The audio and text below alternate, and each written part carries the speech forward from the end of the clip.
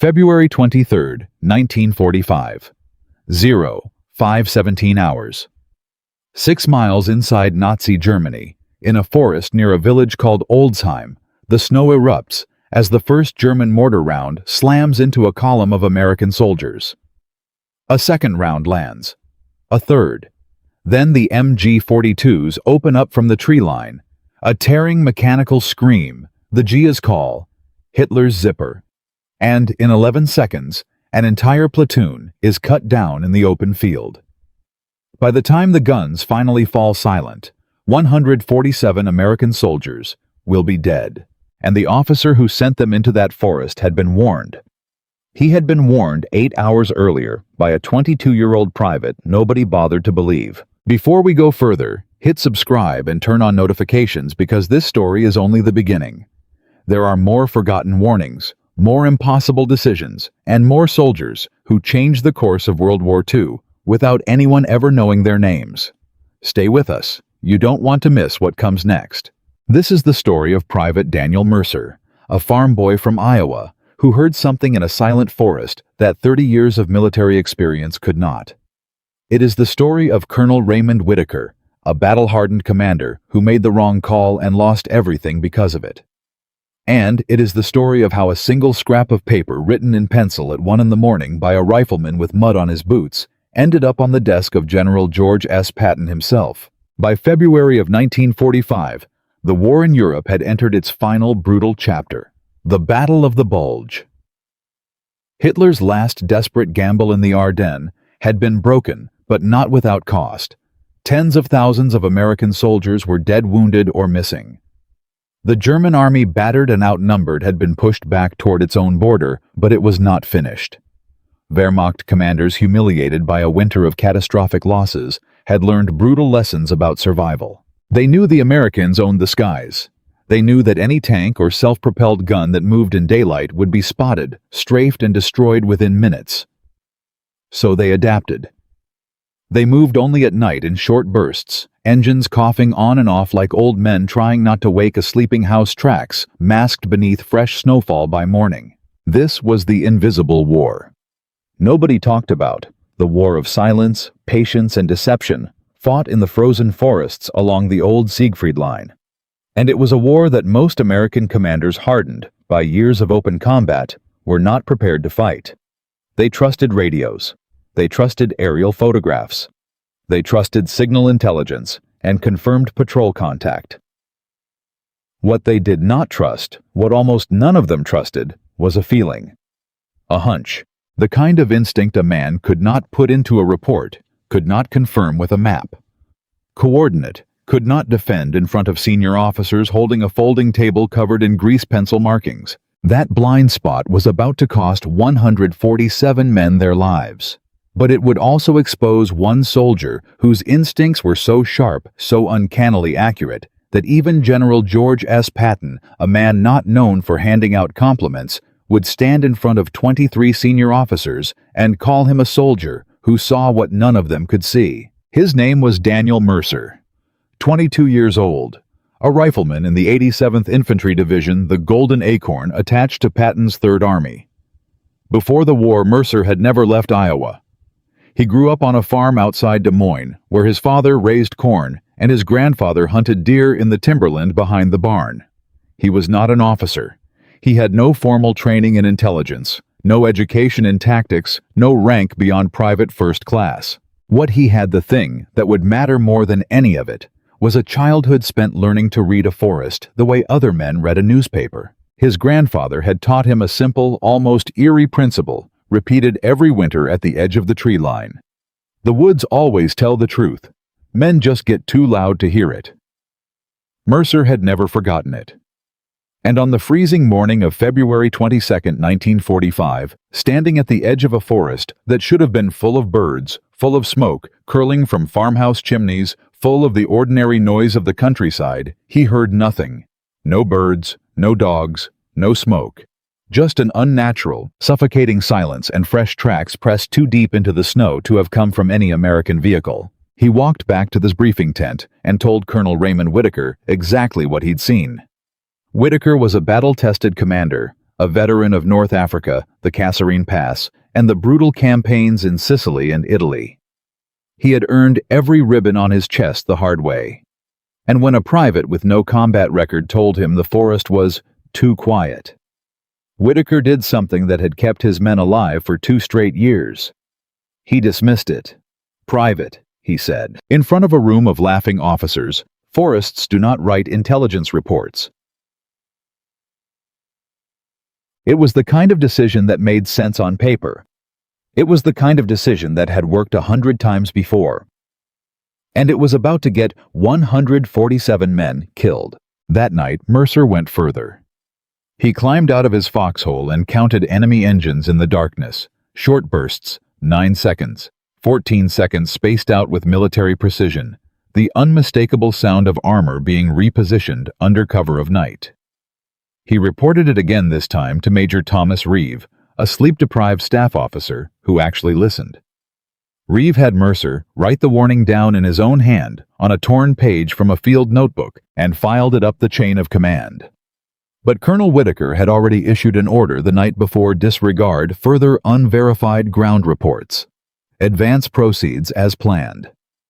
A 26-year-old intelligence officer, barely 9 weeks into the job, saw his colonel's signature and did exactly what he was trained to do. He obeyed.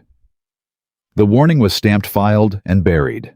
At 0500 hours the next morning, 2 American battalions marched straight into the forest Mercer had warned them about. 17 minutes later, the German mortars pre-registered the night before by gun crews who had measured the field by moonlight began to fall with terrifying precision. Then came the machine guns. Then came a hidden Sturmgeschütz. 3 assault guns rolled into position under darkness, and snow-firing armor-piercing rounds point-blank into the American column. Captain Edward Hollis, the officer who had laughed loudest at Mercer's warning the night before, went down in the first 3 seconds of the ambush. He lived 19 more minutes lying in the snow, unable to move, staring up at a pale Iowa-colored sky 6,000 miles from home.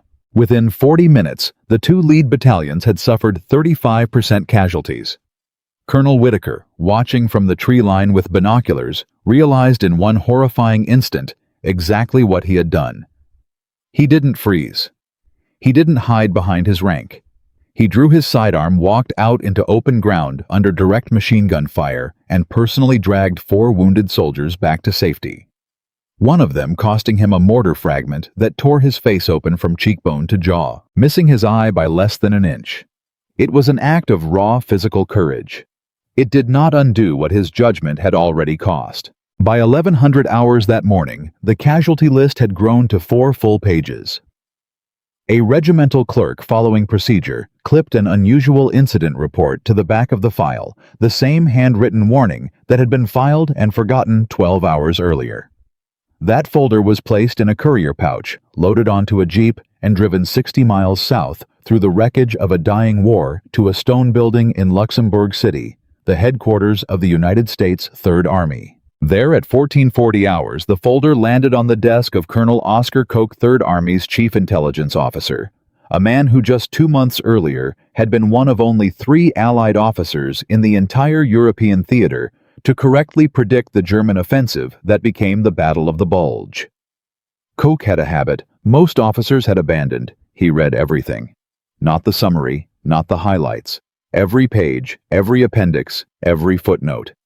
And near the back of that folder, under the casualty list of 147 dead Americans, he found a torn page of a field notebook written in pencil, signed in careful schoolhouse cursive by a rifleman named Daniel Mercer. Koch sat still for a long moment. Then he stood up, walked across the hall, knocked once, and didn't wait for an answer. Behind that door sat General George Smith Patton, Jr. himself, 59 years old, ivory-handled revolver resting on his desk, reading glasses low on his nose, a man who had spent 3 decades of his life learning exactly how much a single piece of paper could be worth in a war. Koch placed the folder in front of him and said 4 words. "Sir, you should read this." Patton read every name on that casualty list, all 147 of them. Rank, surname, first initial, hometown. He did not skim a single line. And when he reached the final page, Mercer's original handwritten warning filed hours before the massacre it had predicted, he took off his glasses, folded them, and placed them in his breast pocket. Then he asked two questions that would shake the entire regiment to its foundation. Who is the regimental commander? And then, bring them both here. Not just the colonel who had ignored the warning, the private who had written it. What happened next in a stone operations room in Luxembourg City, in front of 23 senior officers of the United States Third Army, would become one of the most extraordinary moments of accountability in the entire European campaign. A veteran colonel with 30 years of service was about to lose his command in the most public way possible. And a farm boy from Iowa, who had never expected to be noticed by anyone above the rank of major, was about to hear General George S. Patton say his name out loud in front of every senior officer in the room. But that confrontation, the verdict, the reading of 147 names aloud in that silent operations room, and the devastating decision Patton made about Colonel Whittaker's future is only the beginning of where this story goes. Because 4 weeks later, Patton himself would ignore a warning almost identical to the one Mercer had given. His own staff would beg him not to send men into unmapped enemy territory. He would order it anyway, and the result would become the only mission Patton ever publicly admitted in his entire military career was a mistake. In Part 2, we go inside that operations room the moment Patton laid a private's warning on top of a stack of 147 death notices and asked the only question that mattered: would anyone have listened if it had come from someone with rank instead of mud on his boots? And we follow Patton himself straight into the forest of his own blind spot, a raid 50 miles behind enemy lines, ordered against every warning his intelligence officers gave him. That would cost hundreds of American soldiers their freedom, their limbs, or their lives. The man who fired a colonel for ignoring a warning was about to make the exact same mistake himself. Stay with us, because the truth, as this story is about to prove, doesn't care whose voice it comes from. It only asks if anyone is listening before it's too late. The rain over Luxembourg City had not stopped since the morning General Patton read the name of the 147th soldier who died outside Oldsheim. By dawn on February 24, 1945, word of what was about to happen inside the stone headquarters of Third Army had already moved through the building faster than any official order could travel. 23 officers had been summoned. None of them had been told why. All of them already knew. Colonel Raymond Whittaker walked into that operations room believing he understood exactly what awaited him. He had commanded men through North Africa, through Sicily, through the freezing hell of the Ardennes. He believed even now, with 18 stitches closing a wound across his cheek, that he could stand at attention and take whatever judgment came the way he had taken every other blow of this war, silently, professionally, without flinching. What he did not expect, what no officer in that room expected, was that Patton would not simply relieve him behind closed doors, the way rank usually protected rank. Patton was about to do something far more dangerous to the institution than firing one colonel. He was about to tell 23 senior officers that the entire chain of command they trusted the experience, they leaned on the instinct that had kept them alive for 3 years of war, had failed completely against the plain observation of a 22-year-old private who had never fired a shot in anger before that morning. This was the real institution Mercer had been fighting all along. Not a single stubborn colonel. Not one bad decision made on one cold night. It was an entire structure decades old, tested in 2 world wars, built on the assumption that rank correlated with judgment, and that experience was by definition superior to instinct. Whittaker had not been cruel when he dismissed Mercer's warning. He had been doing exactly what the United States Army had trained him for 30 years to do: weigh the Source Supply Experience Act with the confidence of a man who has survived worse. The tragedy was that the system built to protect soldiers from panic had on that single February night protected nothing at all. And now the price of that system stood before General Patton in the shape of 147 dead names and a folder that would not close. "Sir," Whittaker said, when Patton had finished pronouncing his sentence, "may I say one thing?" Patton did not answer immediately. The room held its breath. Then the general gave a short nod, no more than an inch of movement. Whittaker's voice, when it came, did not shake. The private was right. I want that in the record, not because it changes anything for me, because it might change something for the next colonel standing in a tent at midnight, deciding whether to believe a man with no rank and no proof. It was, Patton would say years later in private conversation with Oscar Koch, the only thing Whittaker said that morning that mattered more than the apology everyone expected and never received. A broken commander asking in his final moments of authority that his failure be turned into somebody else's lesson. But institutions do not change because one general reads one casualty list aloud in one room. They change, if they change at all, through friction, through men willing to spend their careers pushing against procedures built to protect the men who wrote them. And in the days that followed the Oldsheim disaster, as the story of a farm boy's warning spread quietly through the officer corps of Third Army that friction had a name, Colonel Oscar Koch. Koch was not by nature a rebellious man. He was quiet, methodical, the son of a German immigrant machinist from Wisconsin who had built his entire career on discipline rather than defiance. But Koch carried inside him a wound that the public record of the war would never fully explain. In December of 1944, months before the disaster at Oldsheim, Koch had been one of only 3 Allied intelligence officers in the entire European theater to correctly predict that Germany was massing forces for a massive counteroffensive through the Ardennes. He had briefed it. He had written it. He had pressed the warning up through channels that dismissed it as improbable, as unlikely, as inconsistent with what senior commanders believed the exhausted German army was still capable of. The result had been the Battle of the Bulge, the single bloodiest battle fought by American forces in the entire war, a battle that cost 19,000 American lives before it was finally broken. Koch had watched an institution ignore a correct warning once already at a scale that dwarfed even Oldsheim. He knew precisely what it looked like when confidence outran evidence, and when Mercer's warning crossed his desk months later, buried behind a casualty report nobody expected him to read past the first page, Koch recognized the pattern immediately because he had lived inside it before. "Sir, you should read this," were the only words Koch had spoken to Patton on the afternoon of February 23rd. But in the days after Whittaker's relief, Koch said a great deal more, not to Patton, but to the intelligence staff beneath him, to the young officers who had watched a private's warning sit ignored in a folder for 8 hours while men marched to their deaths. Koch called a meeting of Third Army's intelligence section on the morning of February 26th, 3 days after the ambush. It was not recorded in any official history. It survives only in the memory of the men who were there, several of whom described it decades later almost identically. "We have a procedure for verified intelligence," Koch told the room. "Signal intercepts, aerial photography, confirmed patrol contact. That procedure exists because it works most of the time, but it failed completely on the 22nd of February, and it is going to fail again because the procedure was built to catch what an enemy wants us to see. It was never built to catch what a farm boy from Iowa can hear in a silent forest at midnight." A major near the back of the room, according to 2 separate accounts, asked the obvious question. "So, what do you want us to do, Colonel? Start writing intelligence reports based on hunches?"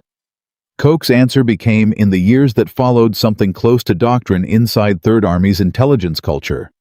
"I want you to stop asking whether a man has the rank to be believed and start asking whether what he says can be checked." Mercer's report could have been checked in 20 minutes with a single reconnaissance flight at first light. Nobody asked for that flight because nobody thought a private's word was worth the fuel. It was a small change on paper, a single new line added to Third Army's standing intelligence procedures requiring that any unverified ground observation reporting unusual enemy activity be paired whenever tactically possible with an immediate low-level reconnaissance pass before being formally dismissed. It cost almost nothing to implement. It would, in the final 10 weeks of the war, save an uncounted number of American lives in small, invisible ways that never made it into the official histories. Ambushes avoided, armor concentrations spotted before they could be sprung forward. Positions quietly repositioned, because a tired lieutenant's instinct was checked rather than laughed at. Historians would later argue about how much of that shift could genuinely be traced to one warning ignored outside one forest. But the men who served in Third Army's intelligence section in the spring of 1945 were not arguing about historiography. They were simply flying the reconnaissance passes Koch had ordered because they had all read the same 4-page casualty list, and none of them wanted their names attached to the next one. Daniel Mercer knew nothing of any of this. He had been sent back to B Company on the same afternoon. The operations room emptied his boots, still caked with the frozen mud of the Eifel. His name spoken by a 4-star general in front of 23 officers, and then, as far as the machinery of the army was concerned, filed away like any other soldiers. There was no parade. There was no reassignment to intelligence duty, no promotion, no ceremony beyond the quiet arrival of a Bronze Star citation in his mailbox 11 months later. Patton had told him precisely that would happen standing 4 paces from him, with mud thawing onto the floorboards between them. The army owes you nothing it can give you. It was not cruelty. It was the truest sentence anyone said to him during the entire war.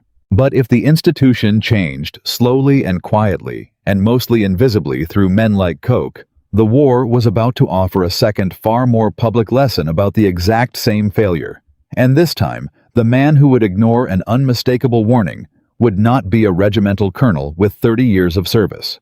It would be Patton himself. 4 weeks and 3 days after that operations room meeting on the night of March 26, 1945, General George S. Patton ordered a task force of 314 men and 16 Sherman tanks to drive 50 miles behind German lines deep into unmapped and unsecured enemy territory on a mission to liberate a prisoner of war camp called Auflage 13B near the small Bavarian town of Hammelburg. On paper, it was a humanitarian mission, a bold strike to free American prisoners before the collapsing German war machine could execute them or march them east ahead of the advancing Allies. In reality, it was something far more dangerous, a mission ordered against the direct and repeated objections of Patton's own intelligence staff, launched on incomplete information through territory nobody in Third Army had scouted toward an objective whose actual defenses were almost entirely unknown. The parallels to Oldsheim were so exact that several officers on Patton's own staff noticed them at the time and said so quietly to each other, though none dared say it to the general's face.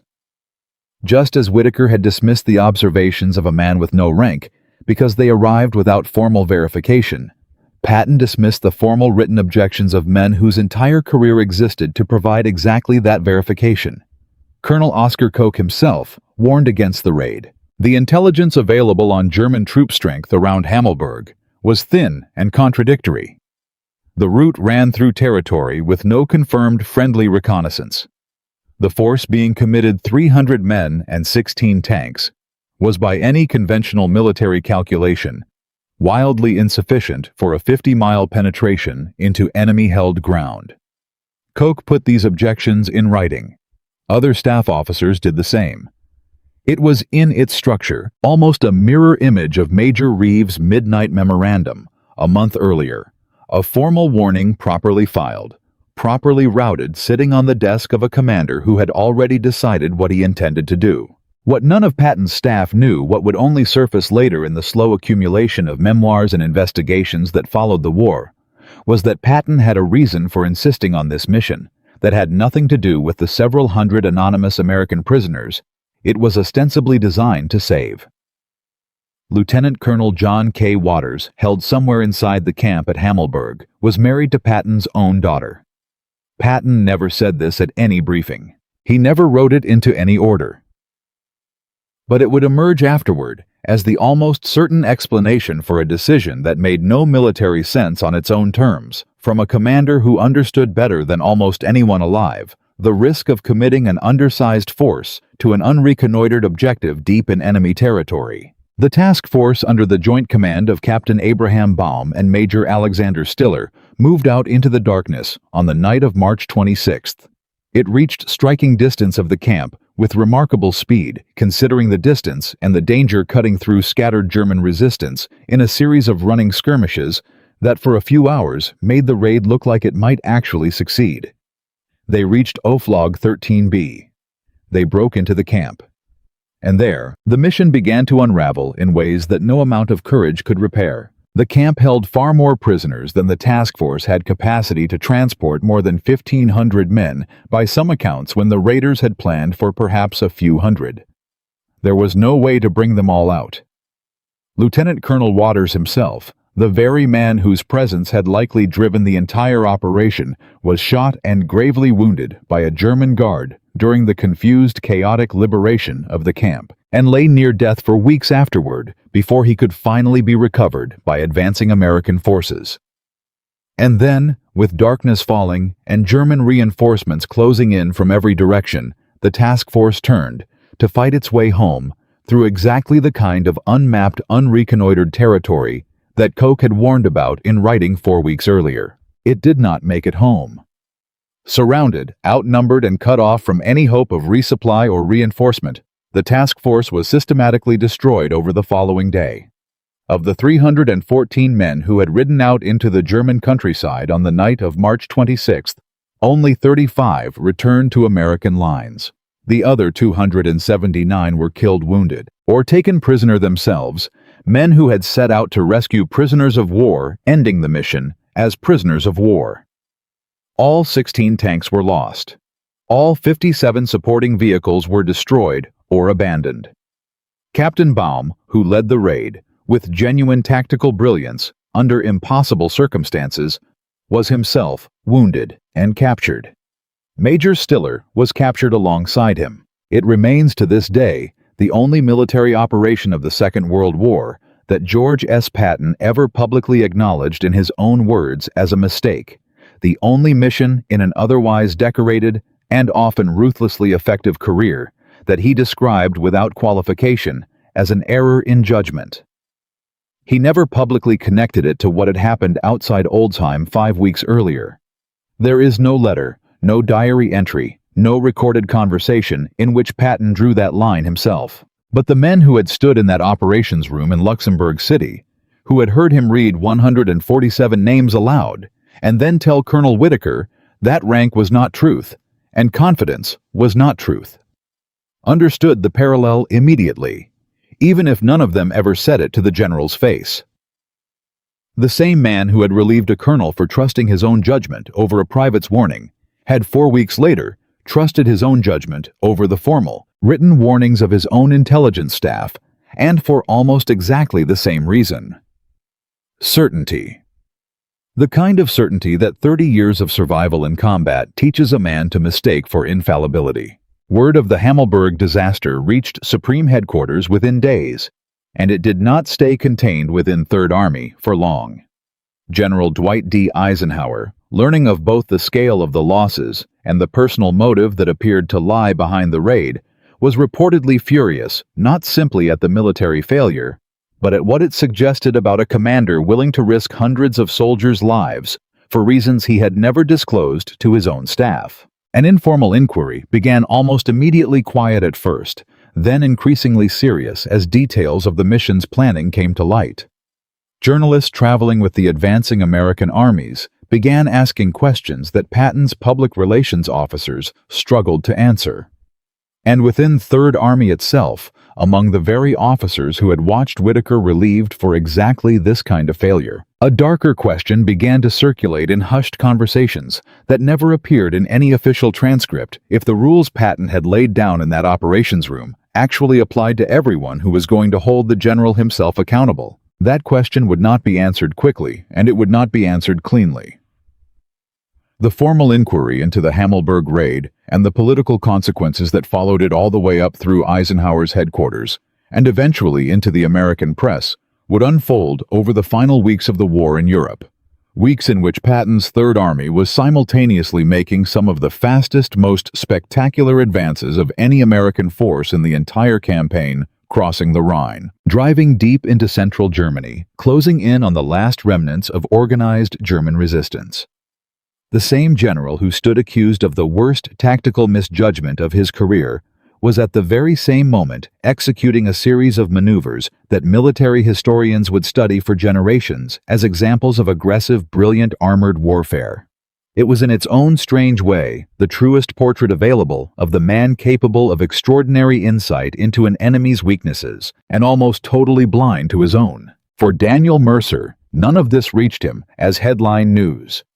He learned of the Hammelburg raid the way most enlisted men learned of events happening dozens of miles away from their own foxholes, as fragments, as rumor, as half-true stories passed down the line from soldier to soldier faster than any official communication could travel.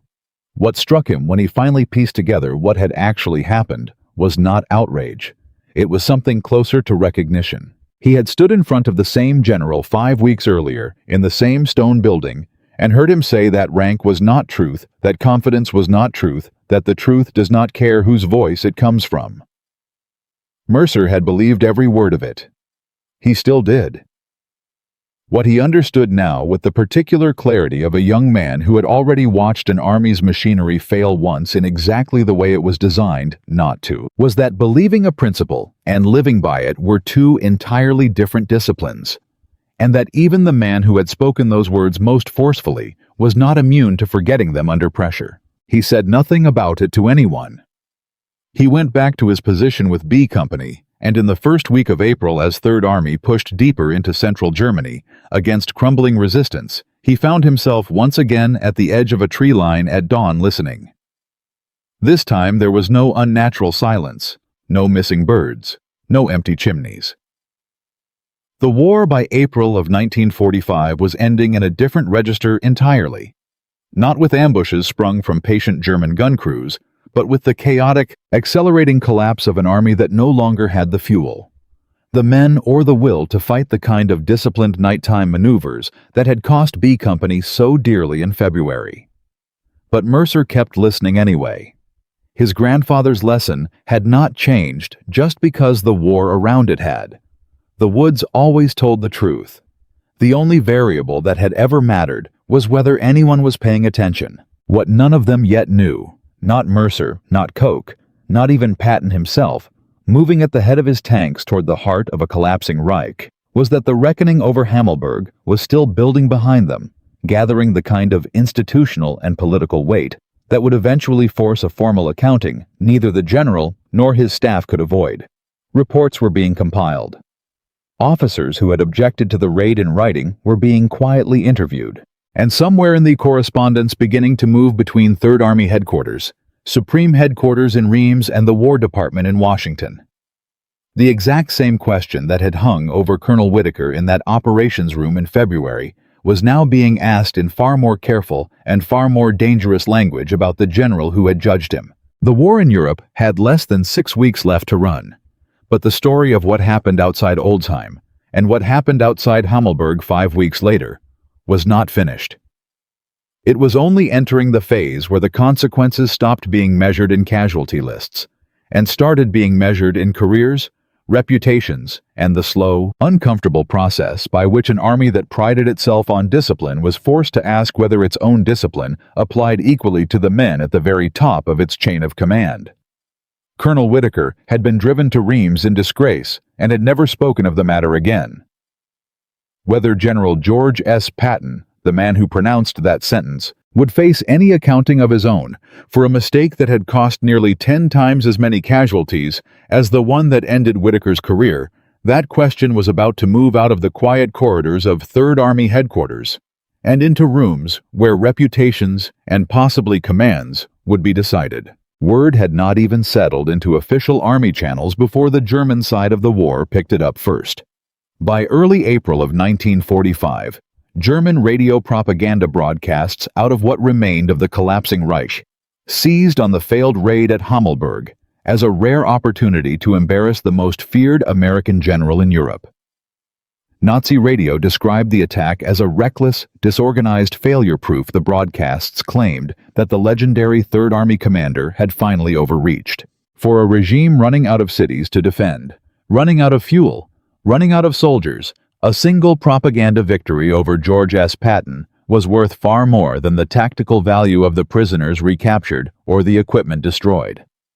And for the first time in nearly a year, German commanders facing Third Army along the collapsing front had something they had not had in months, a story to tell their own exhausted troops about American fallibility. That story did not last. It could not last because everything around it was collapsing too fast for propaganda to matter.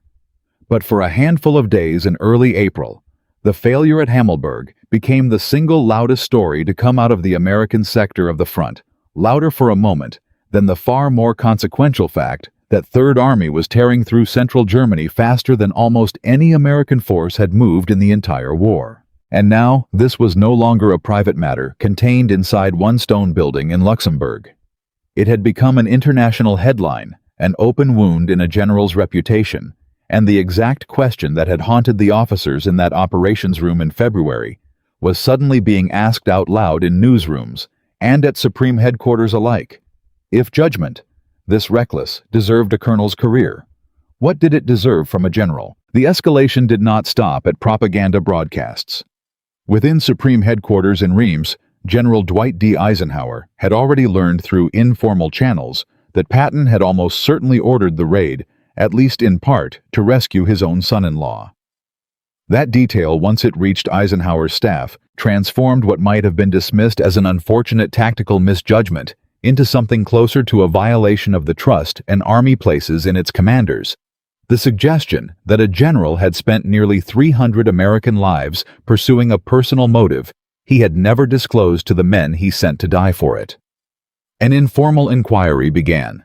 Officers who had filed written objections to the raid, Colonel Oscar Koch among them, were quietly asked to account for what they had warned and when. It was in almost every structural detail the same process that had unfolded after Oldsheim 5 weeks earlier.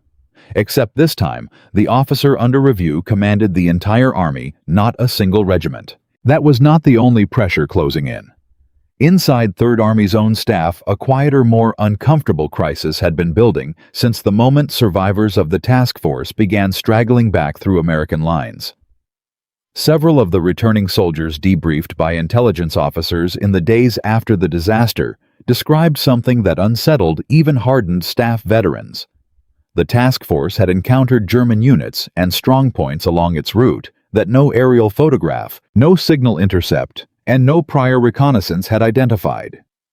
In other words, the exact same blind spot that had killed 147 men outside Oldsheim in February had nearly destroyed an entire task force in March, and no one, not even Koch's own newly revised reconnaissance procedures, had caught it in time.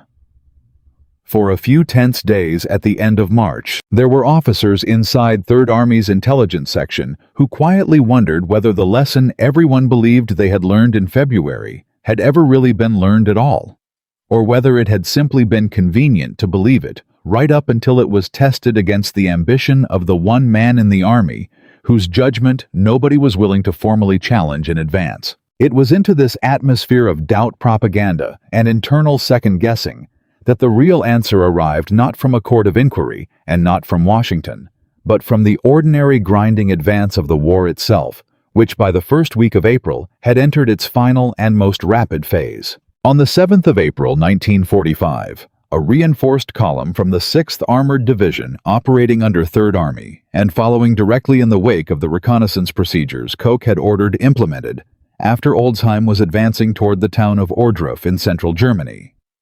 Forward scouts reported something that 6 weeks earlier might easily have been waved off, exactly the way Mercer's warning had been waved off in February. Unusual silence in the wooded approach to the town, no visible civilian movement, and a strange, acrid smell carried on the wind that none of the men could immediately identify.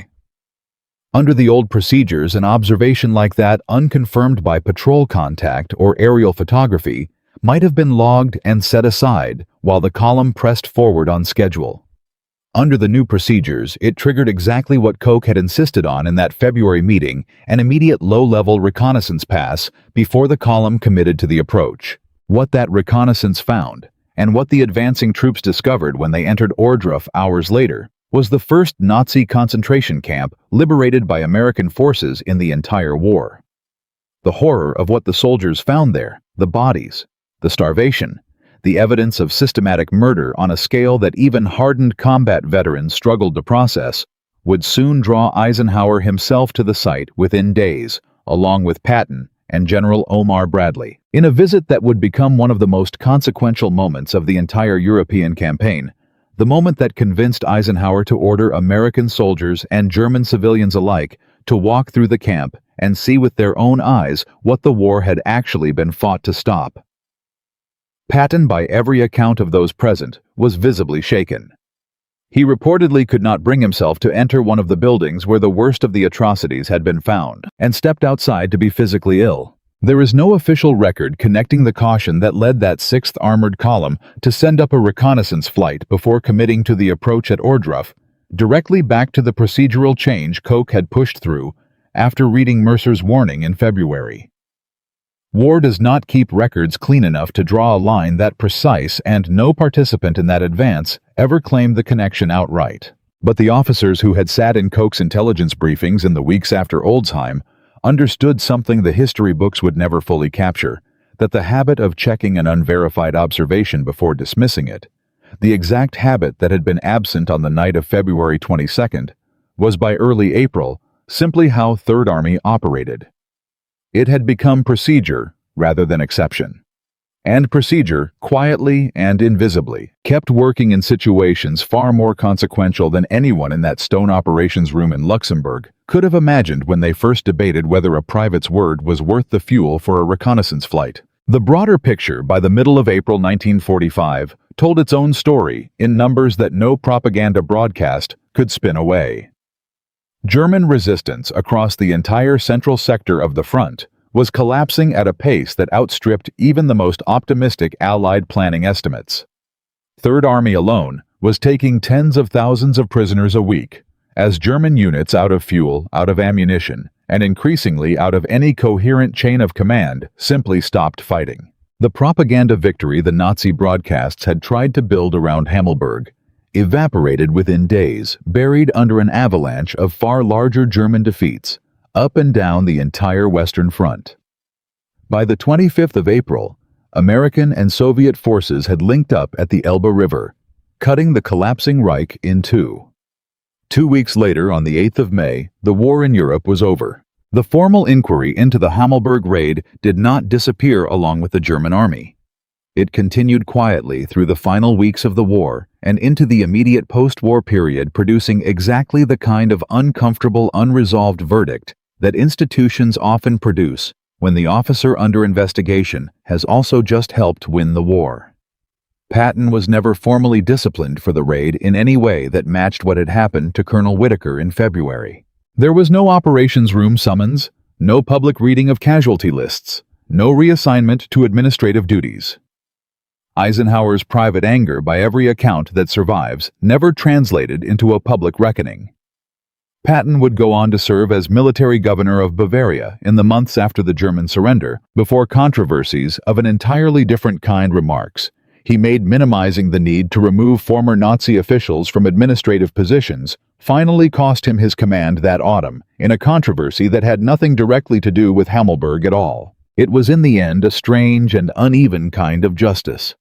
Colonel Whittaker, a career officer who had spent 30 years earning every rank and ribbon he wore, lost his command within 24 hours of a single bad judgment that cost 147 lives and never held a combat command again for the remainder of the war. General Patton, whose bad judgment at Hammelburg cost nearly twice that number of casualties and very likely stemmed from an undisclosed personal motive he never admitted to his own staff, retained his command for months afterward, protected by exactly the kind of institutional deference to rank and reputation that he himself had condemned in that operations room in February. The two men had made almost identical mistakes for almost identical reasons, trusting personal confidence over the formal warnings placed in front of them, and the Army had judged them by entirely different standards. Daniel Mercer never learned most of these details. He was not privy to the private correspondence between Eisenhower's headquarters and Washington, not aware of the quiet interviews Koch and other staff officers gave in the weeks after Hammelburg, not present for the tense conversations between Patton and Bradley in the aftermath of Ohrdruf. He experienced the final weeks of the war the way most enlisted riflemen experienced it, as a blur of movement, of towns taken, and German soldiers surrendering in growing numbers of a front that seemed to dissolve a little more each week, until on the 8th of May, it simply stopped moving altogether. He was at Plauen in eastern Germany on the day the surrender was announced. He did not celebrate the way some of the other men did. He sat by himself for a while at the edge of a field, the same way he had once sat at the edge of a forest outside Oldsheim, and he listened to a silence that, for the first time in nearly a year, did not mean anything was wrong at all. The story of what happened in that forest and what it eventually revealed about a general who preached one standard of accountability and quietly lived by another might easily have ended there, filed away like so much of the war's uncomfortable history, remembered only by the handful of men who had stood in that operations room and heard Patton read 147 names aloud. But there is one more chapter to this story, one that very few people who know the outline of the Hammelburg raid have ever heard connected to it at all. A final piece of the record involving Colonel Whittaker, the quiet, unglamorous decades that followed his disgrace, and a decision he made many years later that finally answered the one question Patton had left hanging in that room on the morning of February 24th. Not whether rank should outweigh truth, but what a man does with the rest of his life once he has learned, at catastrophic cost, that it never should have. 10 weeks after General Patton stood in front of 23 officers and told a colonel that rank was not truth, the war in Europe ended. 9 years after that, in the quiet, unremarkable town of Reims, where he had been sent to serve out his disgrace, a former colonel named Raymond Whittaker made a decision that almost no one connected to Third Army ever learned about, a decision that finally and privately answered the question Patton had left hanging in that operations room on the morning of February 24, 1945. But before that final chapter, there is the matter of what happened to everyone else once the guns fell silent, and why a story about one forest, one warning, and one afternoon of reckoning would still matter to anyone 8 decades later. When the surrender was signed on the 8th of May, 1945, Private First Class Daniel Mercer was standing in a muddy field outside Plauen with the rest of B Company, and by every account of the men who served alongside him, he did not celebrate the way the others did. There were no parades for him, no headlines, nothing that marked him publicly as the soldier whose warning had once been read aloud by the most famous general in the United States Army. The machinery of the war simply processed him the way it processed millions of other men. Discharge papers, a troop transport home, a train ticket back to Iowa. He arrived back at his family's farm outside Des Moines in the autumn of 1945, 22 years old, going on what felt to those who knew him like 50. The Bronze Star with the V device for valor that he had earned in the snow outside Oldsheim did not arrive until March of the following year, mailed to a rural farmhouse address by a War Department that processed such citations on its own indifferent schedule.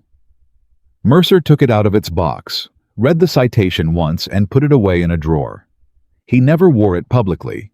He never spoke about the war at the dinner table, never told the story at the Grange Hall or the American Legion post the way some returning soldiers did.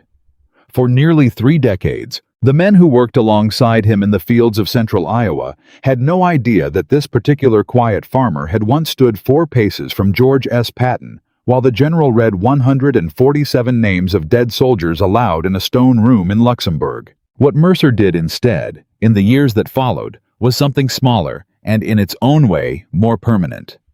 He married, he raised a family, and in the summer of 1949, when his oldest son was 4 years old, he walked the boy out to the timberland behind the barn at dawn and taught him exactly what his own grandfather had taught him 30 years earlier: how to stand still, how to listen, how to count to 30 without moving a muscle. "The woods always tell the truth," he told his son, the same 6 words that had once gotten him laughed out of a briefing tent by a room full of officers. Men just get too loud to hear it. The boy, of course, was far too young that morning to understand what those words had once cost or what they had once saved. But he remembered them. That is, in the end, the only monument Daniel Mercer ever asked for, and the only one he ever received.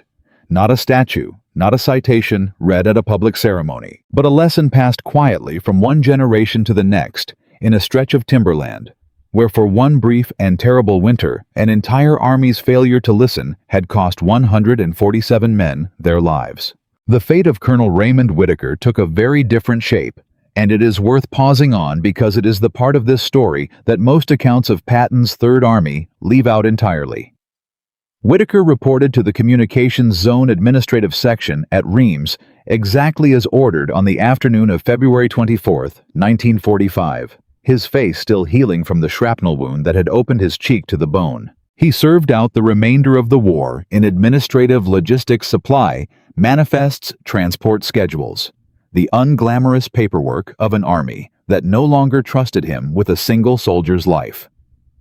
He was never court-martialed. He was never publicly disgraced beyond the walls of that one operations room. But he also never commanded troops again, not for the remaining months of the European War, not in the Pacific, not in any conflict that followed. His career, which had survived Kasserine Pass and Sicily and the beaches and mountains of a war that had already tried to kill him a dozen times over, ended not on a battlefield, but in a filing office because of a decision he made inside a warm tent on a cold February night, when a young man with mud on his boots told him something he did not want to hear. What almost no history of the Third Army records is what Whittaker did afterward in the long, quiet decades of civilian life that followed his retirement from the Army in 1946. He did not write a memoir. He did not give interviews to the historians who, in the 1950s and 1960s, began combing through the Third Army's records trying to reconstruct exactly what had happened at Oldsheim and why.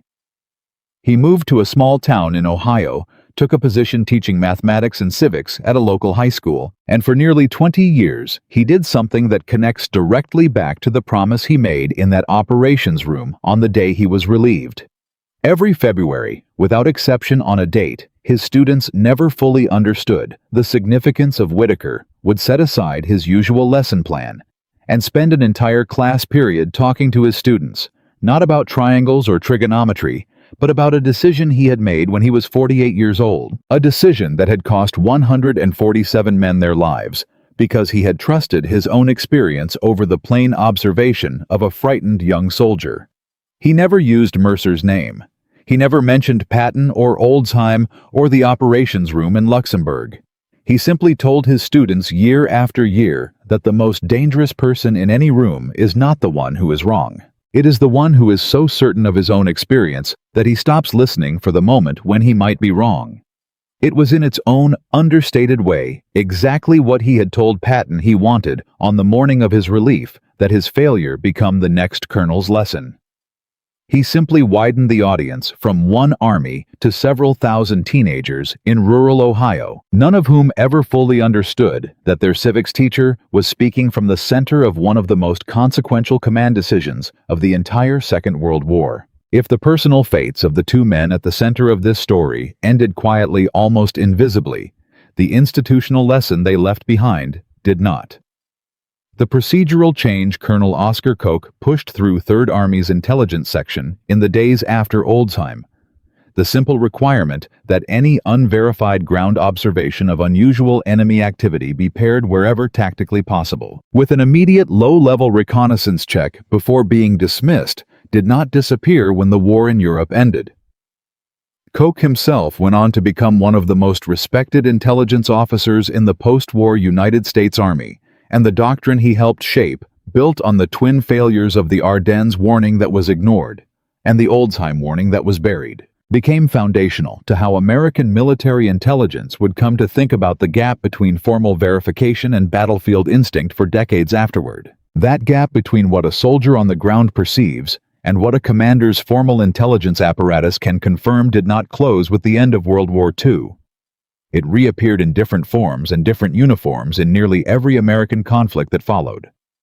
In Korea, in the brutal winter fighting along the Chosin Reservoir in 1950, junior officers and enlisted scouts repeatedly reported unusual enemy troop concentrations that senior commanders initially dismissed as unverified and improbable, precisely the pattern that had unfolded outside Oldsheim 5 years earlier, and the cost of that dismissal was measured once again in thousands of American casualties.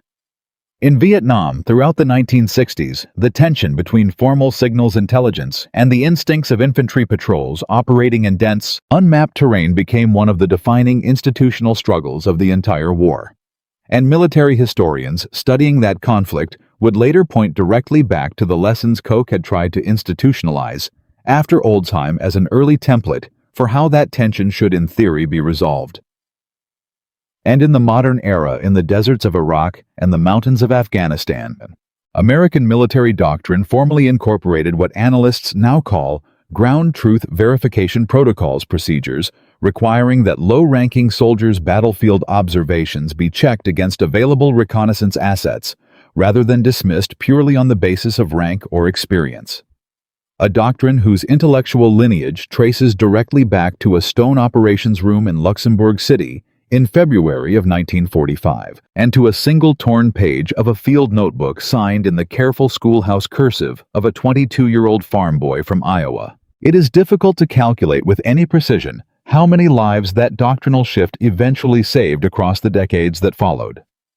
Military historians who have studied the evolution of American battlefield intelligence procedures estimate conservatively that the habit of checking unverified ground observations rather than dismissing them outright has prevented untold numbers of ambushes, friendly fire incidents, and walk into the open disasters across 3/4 of a century of American military engagements, from the frozen ridgelines of Korea to the narrow valleys of the Hindu Kush.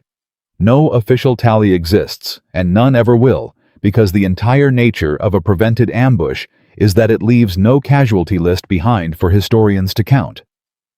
But the men who served under Koch's revised procedures in the final weeks of the European War understood something that no statistic could ever fully capture, that the 6 words Daniel Mercer's grandfather had once taught him at the edge of an Iowa timberland. The woods always tell the truth, men just get too loud to hear it. Had through the strange and unpredictable machinery of history become something close to institutional doctrine inside the largest army the world had ever assembled. But the deepest lesson of this story was never really about reconnaissance procedures or intelligence doctrine, or the specific mechanics of how an army verifies a private's warning. It was about something older and more universal than any single military protocol. Something that applies as much to a boardroom or a hospital or a city council chamber as it ever did to a briefing tent in the Schnee Eifel.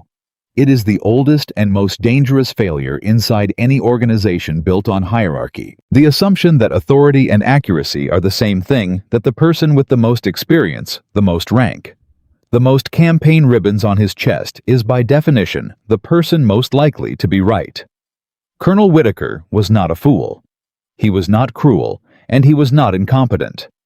He had survived Kasserine Pass and Sicily and the brutal mountain campaigns of Italy precisely because he had learned to trust his hard-won experience over the untested fears of nervous replacements. That experience had kept his soldiers alive for 2 straight years. On one single February night, the very same habit of mind that had made him an effective commander for 2 years made him a catastrophic one for 8 hours, because the situation in front of him did not match the pattern his experience had trained him to recognize. This is not a story about a bad man making a bad decision. It is a story about a genuinely capable, battle-tested professional falling into the single most common trap available to any expert in any field, mistaking the absence of formal proof for the absence of truth. History offers other examples of this exact same pattern playing out in entirely different theaters of the same war. At Pearl Harbor in December of 1941, a radar operator named Joseph Lockhart detected an enormous formation of aircraft approaching Oahu nearly an hour before the Japanese attack began, and reported it up his chain of command, only to be told by a junior officer, with slightly more seniority, not to worry about it, that the formation was probably a flight of American B-17 bombers expected that morning. The radar operator's raw observation was correct. The officer's experienced judgment, weighing that observation against what seemed statistically more likely, was catastrophically wrong. At midway in June of 1942, It was the opposite dynamic that saved the United States Navy, a small team of cryptanalysts, led by an officer named Joseph Rochefort, insisted against significant institutional skepticism from Washington that they had correctly broken Japanese naval codes and identified Midway Island as the target of an imminent Japanese attack. Senior naval intelligence officers in Washington disagreed, favoring different analysis built on more conventional assumptions. Admiral Chester Nimitz chose in that instance to trust the men closest to the raw data, rather than the more senior officers further from it, and that single decision arguably changed the entire course of the Pacific War. The pattern repeats across nearly every major military disaster and every major military triumph of the 20th century, in different uniforms, in different theaters, with different names, attached somewhere in the gap between raw observation and institutional confidence. Someone has to decide whether to trust the person closest to the truth or the person with the most authority to interpret it. And far too often throughout human history, those two things have not been the same person at all. That tension has not disappeared in the 8 decades since a farm boy from Iowa stood in a briefing tent and told a colonel that a forest was too quiet. It has simply changed its uniform. In modern corporate disasters, from engineering failures to financial collapses, investigators routinely uncover the same underlying structure: a junior employee who raised a concern early correctly and was overruled or ignored by someone with more seniority and more confidence, but less direct contact with the actual problem. In modern medicine, hospital systems have spent the last several decades building formal protocols specifically designed to ensure that a junior nurse's observation about a patient cannot simply be waved away by a senior physician's confidence, because the data on preventable medical errors tells exactly the same story that Colonel Whittaker's briefing tent told in February of 1945. The lesson Patton tried to drive home to 23 officers in a stone operations room in Luxembourg City turns out to be one of the most durable and most frequently relearned lessons in the entire history of human organizations. Rank is not truth. Confidence is not truth. And the person standing closest to the actual evidence is very often the person least likely to be believed. And there is one final detail to this story. A detail that surfaces only in the more obscure corners of Third Army's surviving unit records, and one that very few people who know the broad outline of the Hammelburg raid have ever connected back to the events at Oldsheim at all. When military historians in later decades went back through the surviving correspondence of Third Army's intelligence section from the spring of 1945, cross-referencing routing logs and staff memoranda in an effort to reconstruct exactly how the reconnaissance procedure Koch implemented in late February actually functioned in practice, they found something almost no one had noticed at the time. The very same young intelligence officer who had in February stamped Major Reeves' warning as received and filed it without a second thought. The 26-year-old regimental S2 9 weeks into his job, who had simply trusted his colonel's written directive over a private's handwritten warning, was the very same officer who 6 weeks later personally signed off on the reconnaissance flight that discovered the concentration camp at Ohrdruf before the advancing column blundered blindly into it. He had learned. Nobody had lectured him about it directly. Nobody had disciplined him for what happened at Oldsheim because he had, by the letter of every regulation that existed, done exactly what he was supposed to do. But somewhere in the 6 weeks between filing Mercer's warning without reading past his colonel's signature and ordering a reconnaissance flight over an unusual silence outside Ohrdruf, that young officer had absorbed the single most important lesson this entire story has to teach, without anyone ever having to sit him down and explain it to him in words. The record does not show what happened to him afterward, whether he ever knew the full weight of what he had helped either fail to prevent or successfully catch.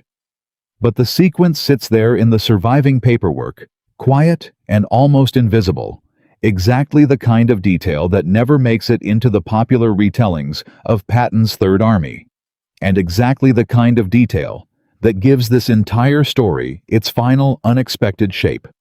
An institution does not always learn its lessons through grand gestures and public reckonings. Sometimes it learns them through one anonymous young officer changed by watching what happened the first time he got it wrong, quietly making a different choice.